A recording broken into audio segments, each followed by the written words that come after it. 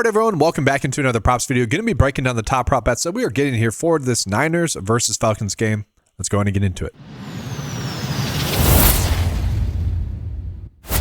So as always, I like to start off with a quick game preview here, guys. Looking at the game total, it is at 47.5 total points. So it's expected to be a high scoring game, which both defenses are pretty good. Obviously, the Niners are still banged up. The Falcons offense has looked great, don't get me wrong, but it's really Bijan Robinson and Drake London that are making the plays. And so will the Niners be able to adjust towards that? I'm probably not betting on either side of that. I just wouldn't be surprised if it ends up being a lower scoring game.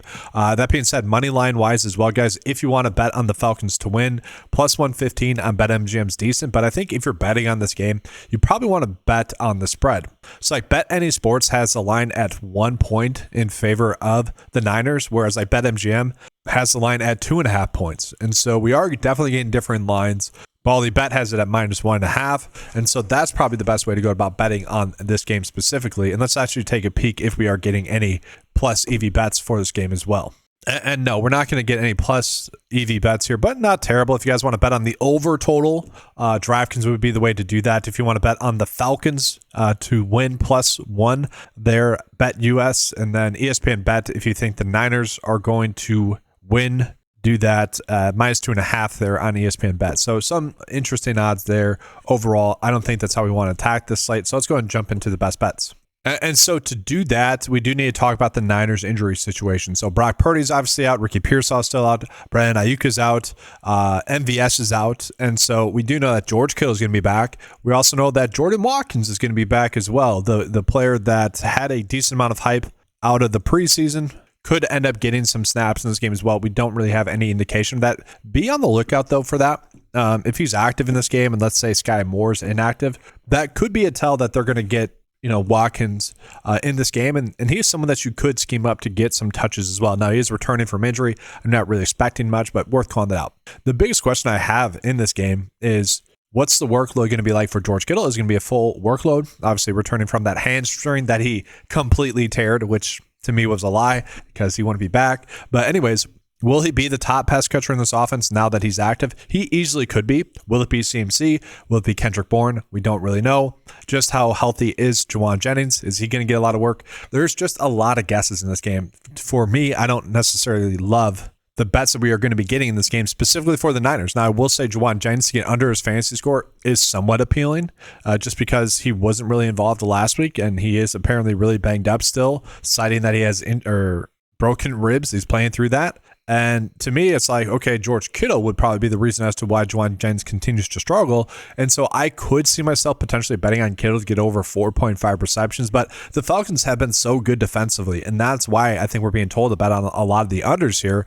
And so I'm seeing these unders here, Kendrick Bourne, George Kittle, Juwan Jennings. I could see doing that, which sounds weird to say, because when you look at when we look at Mac Jones, he's pretty likely to get over 1.5 passing touchdowns. And so just kind of do the math there, right?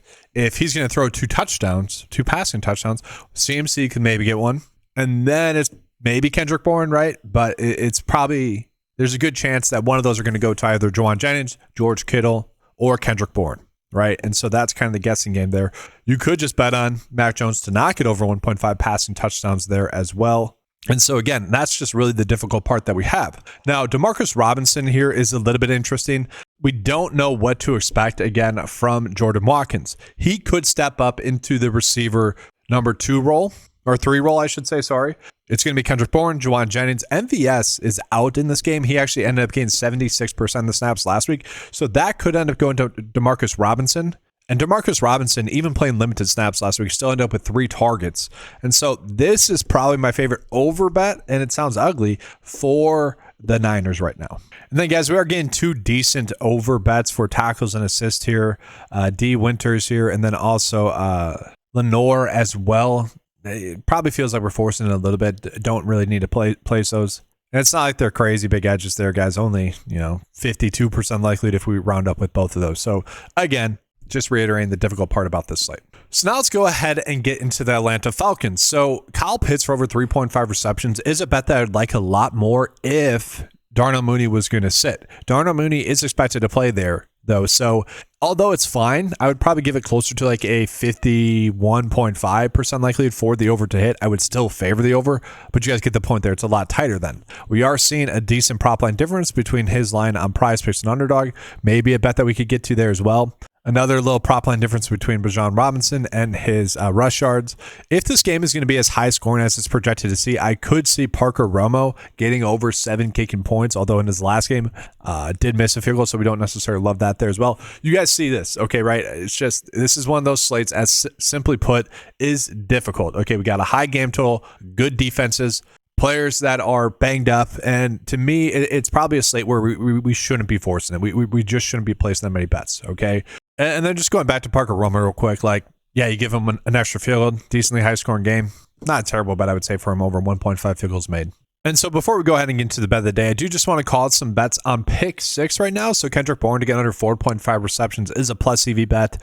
Maybe you could attach that with George Kittle for under his receptions, and then Kyle Pitts you could use for his over receptions, which is not a terrible bet there for pick 6 purposes.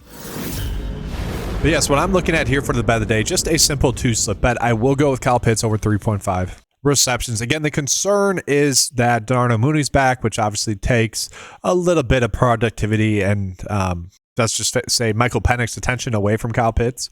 And then Demarcus Robinson, again, if Jordan Watkins is active, maybe he actually becomes the receiver number 3, because he does add in a different element that's just not there for the team with Demarcus Robinson, Juwan Jennings, and Kendrick Bourne. Kendrick Bourne's a little different, but Jennings and Robinson are kind of the same player.